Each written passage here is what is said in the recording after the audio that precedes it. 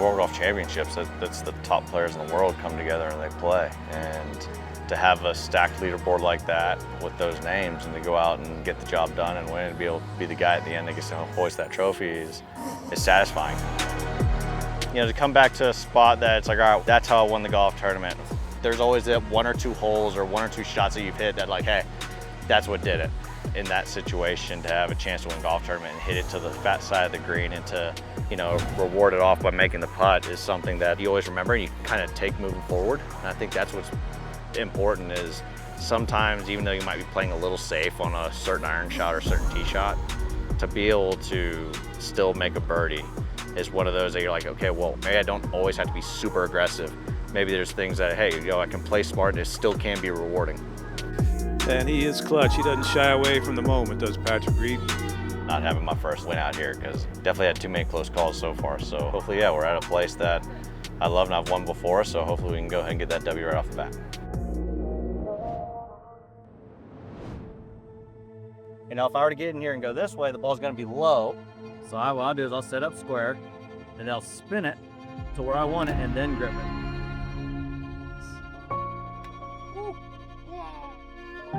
People that get to know me don't believe and see that other side that people think.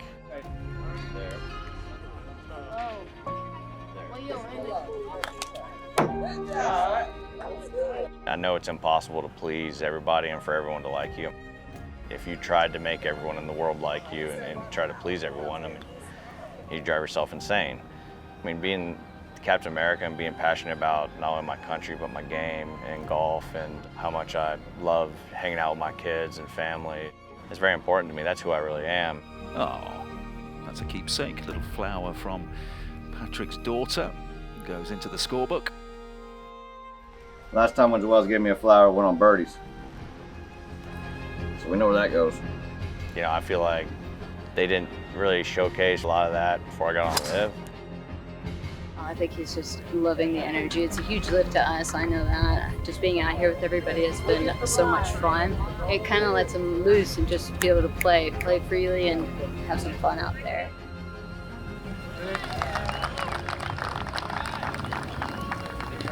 I mean, they painted me as a villain, which, hey, I don't mind being the guy that goes in to try to wreck everyone's day. I mean, that's fine. But I felt like whenever I did something successful or did the things that really meant a lot to me, those kind of got brushed underneath the table because they wanted to keep me in that one role. When you do something right, you should be praised by it. And if you do something wrong, hey, yeah, you deserve to get attacked. The hometown hopes of Patrick Reed are beginning to fade. Playing that Captain America role is always fun, especially when I went overseas. You know, whether it was a Ryder Cup, President's Cup, or even just a normal DP World Tour event, wearing that red, white, and blue was a lot of fun because then it just got a little bit more energy going out, not only just the crowds, but also myself, and I felt like the tournament. There's sometimes you're out there and it's hard. It's like, man, you know, it's a grueling day because how some people are acting, the fans are acting, but the bigger picture is going out there, continue being the person I am, and, you know, hopefully at some point it all turns around. He's still well in the hunt for a first LIV Golf League title. You just have to remind yourself why you're there. You're there to play golf. You're there to try to support your family.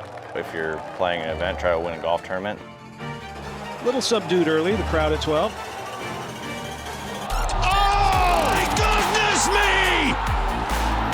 Patrick Reed, you little beauty! Being around a team aspect, being around players more and people more, it's allowed them to see kind of who I really am rather than what is portrayed or said in the media. The thing is, the more you put yourself in situations where you're around people all the time, they actually get to know you, then they can actually see what the real you is.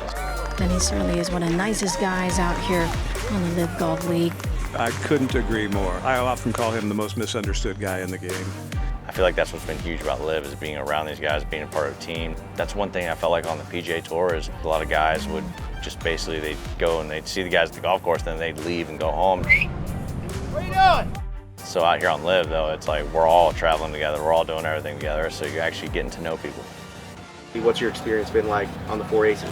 My relationship with Cap's been been awesome. I mean, him and Paulina and Justine and all of us together, I mean, I feel like it's been a great relationship, an authentic relationship. And, you know, I've played a lot with them, not only on the PGA Tour, but throughout the team events, through Ryder Cups and President's Cups. So we got to know each other really well. And I feel like it's a relationship that's beyond just golf. That's what's awesome about LIV and with these guys is you get to know them outside the golf course, not just on the golf course. And you know, the cool thing about DJ and that whole family is, I mean, they're the same on course as they are off. For me, it's just, you know, it's always been a great relationship with them, and you know, I'm excited to be a part of the team. And it's been not only fun working with them, but also as his friend.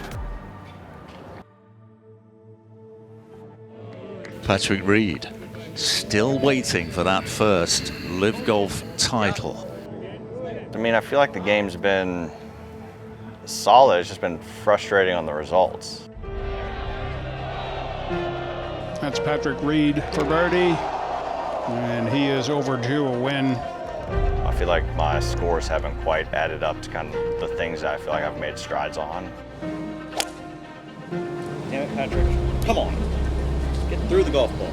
Let it release back, but this is left. Yeah, I mean, to go out there and to get the win in Hong Kong and meant a lot, because it was like, all right, hey, what you're doing is the right thing.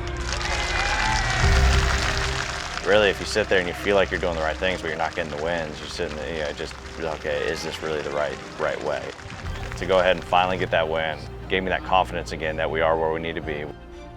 And then to go out at Augusta, and I felt like I left a decent amount out there, but to still not feel like you have your perfect A game and go out and have a chance to win, finish third, I mean, it meant a lot.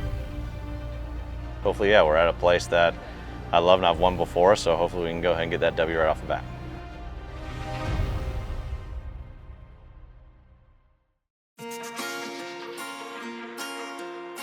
The main thing about this place is not even just the golf course, it's the people. Every year I've come and played the WGC here, the amount of support and the amount of fans that come out and the amount of kids that come out to watch golf is outstanding. You feel the people, so you hear all the noises going out through the entire golf course. The LIV Golf League has landed in the rarefied air of Mexico City. You have to be creative around this place, especially at altitude. You know, it makes you play golf. Like, you have to actually go out and feel the conditions and play, and I think that's what makes it special. 7,700 feet above sea level. That's a quarter of the way up Mount Everest.